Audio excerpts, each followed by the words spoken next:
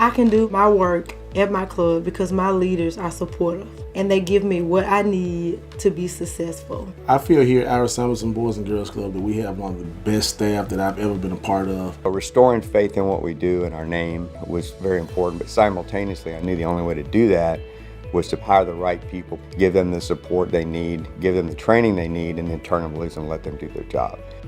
As part of Boys and Girls Clubs of America's ongoing efforts to strengthen clubs and enable them to create a high-quality club experience, we're showcasing high-performing sites so that other clubs can replicate their practices.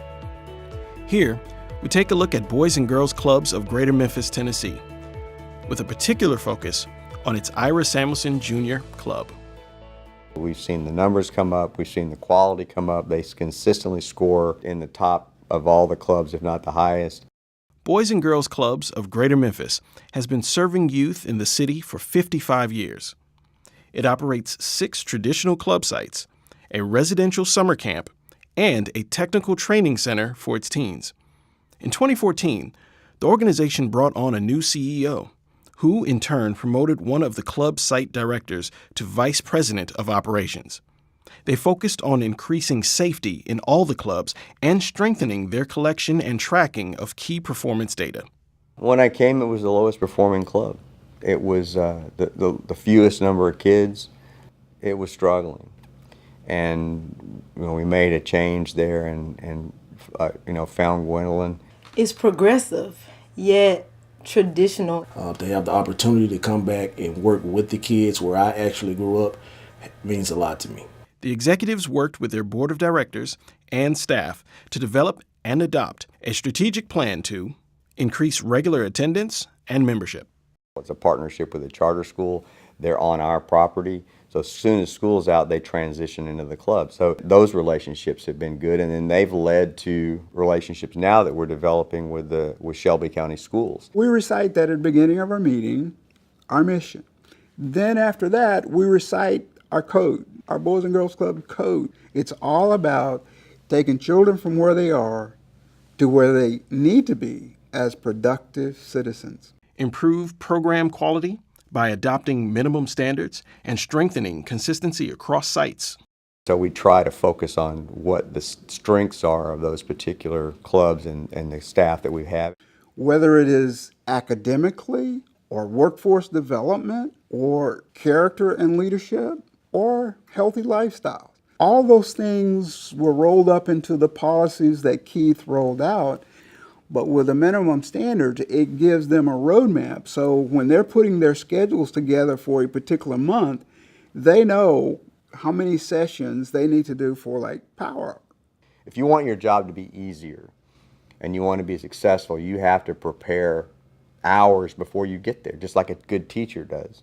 When we're looking for people to hire here to work at Iris Samuelson Boys and Girls Club, we first of all want to know if you're involved or if you really like or care for kids. They're tough, they're fun, but they're challenging. Hire a quality staff, compensate them fairly, and invest in their training.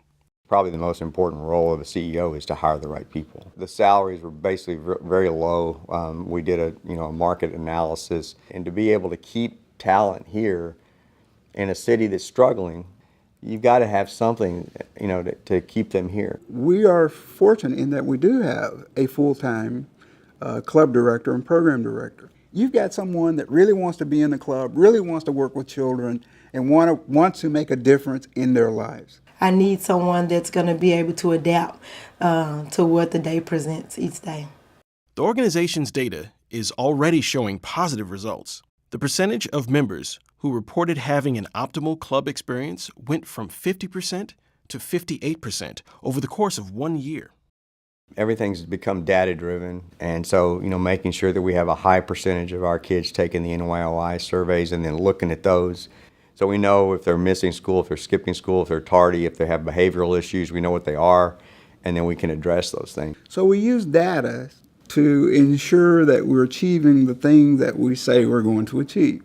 The organization showed gains of more than 20% in key areas. By collecting data and identifying areas where the organization needed improvement, its leaders formulated a strategy to address these issues. The executive leadership clearly communicated their vision to staff a vision that included a higher level of accountability and a commitment to improving quality. The organization's leadership understood that in order to create great club experiences for youth, first, they had to enable their club site leaders to create great workplaces for their staff. The results? Marked increases in membership and attendance, as well as a higher quality club experience for young people. Even though this is a boys and girls club, I'm still a teacher. I'm somebody's leader. So I gotta take pride in what I do. Everyone in a club organization can be a leader. Effective leaders help all staff become good leaders, and in turn, those staff can help youth become good leaders. Somebody was there to help me change, so I want to be that person to help them change. We like to see the kids succeeding at what they want to do. I've always felt like, me personally, that the best way to do it is lead by example. I will never ask my staff to do anything that I won't do. We can learn much about improving the club experience from Boys and Girls Clubs of Greater Memphis. The keys to its success? Investing in the right staff and raising standards for program quality and consistency. Try putting these lessons into action in your club organization.